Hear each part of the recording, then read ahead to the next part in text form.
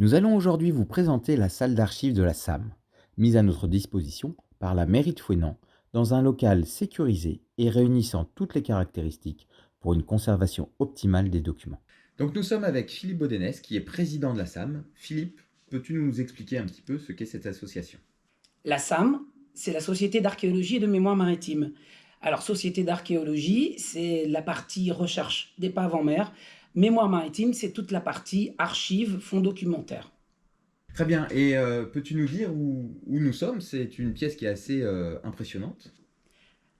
Nous sommes dans la salle d'archives de l'association, mise à disposition par la mairie de Fouesnant, que nous remercions, parce que nous avons là les conditions absolument exceptionnelles pour pouvoir conserver du papier sous diverses formes. Et pourquoi conserver toutes ces archives? Quel est l'intérêt pour une association comme la SAM? Alors, lorsqu'on cherche des épaves en mer, on part très souvent d'un constat que l'histoire a été racontée, certainement par quelqu'un ou par un groupe de personnes, et ces documents se situent toujours dans des archives. On les retrouve, pour ce qui nous concerne ici, à Quimper, aux archives départementales. On peut les retrouver à Brest, aux archives de la Marine, et très rapidement, on peut aussi se rendre à Paris ou même à l'étranger. Et donc Philippe, quel est l'intérêt pour vous de regrouper toutes ces archives dans cette salle? Alors, le travail de recherche se fait en général sur la base de divers documents. Donc, les regrouper à un seul endroit permet d'avoir un espace de travail qui a plusieurs avantages. Le travail qui a pu être réalisé par les membres de la SAM ces 30 dernières années sont sous deux formes. La première, c'est le site internet que l'on a aujourd'hui et sur laquelle on met à disposition, grâce au travail de Claude Rabot, notre archiviste, 17 400 fiches d'épave.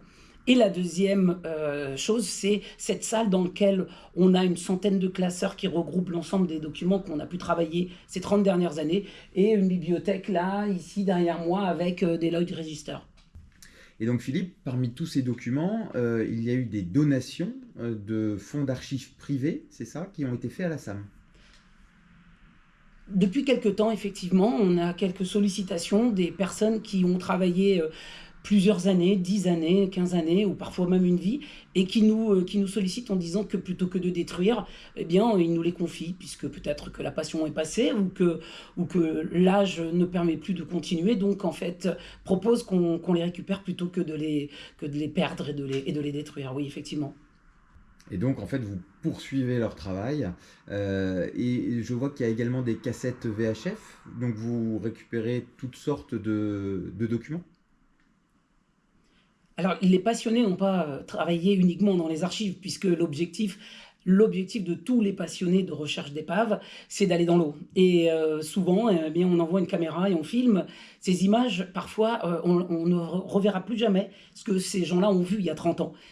Les épaves s'abîment, elles se détériorent, et ces images sont vraiment des souvenirs et du patrimoine maritime qu'il faut absolument préserver. Oui, donc ici on a du chauffage, les cassettes sont dans de bonnes conditions pour être conservées, effectivement.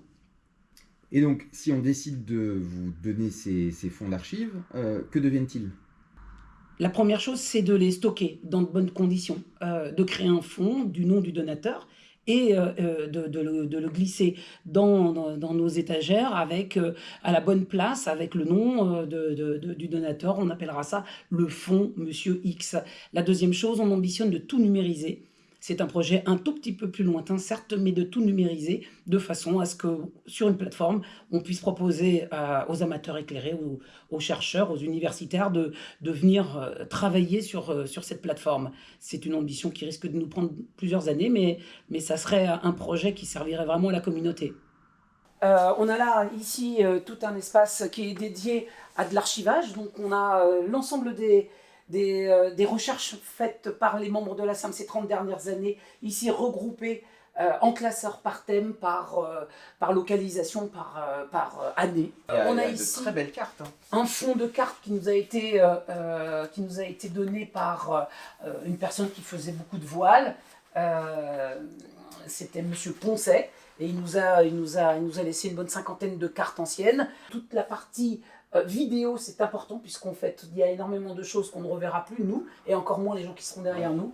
Donc là-dessus, sur ces vieilles cassettes, il y a matière à sauver de l'image. Et puis on a donc une bibliothèque parce que c'est important d'avoir des Lloyd Register. Donc là, on a des Lloyd Register anglais avec beaucoup d'informations sur les épaves, ces bateaux disparus.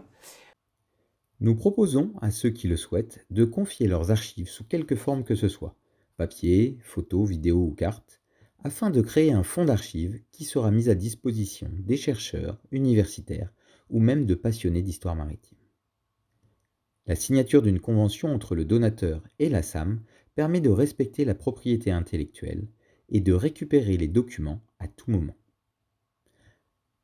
Alors si vous avez de telles archives ou si vous connaissez quelqu'un dans votre entourage que ce projet pourrait intéresser, n'hésitez pas à partager cette vidéo et contactez-nous. Au nom de la SAM, merci et à très vite.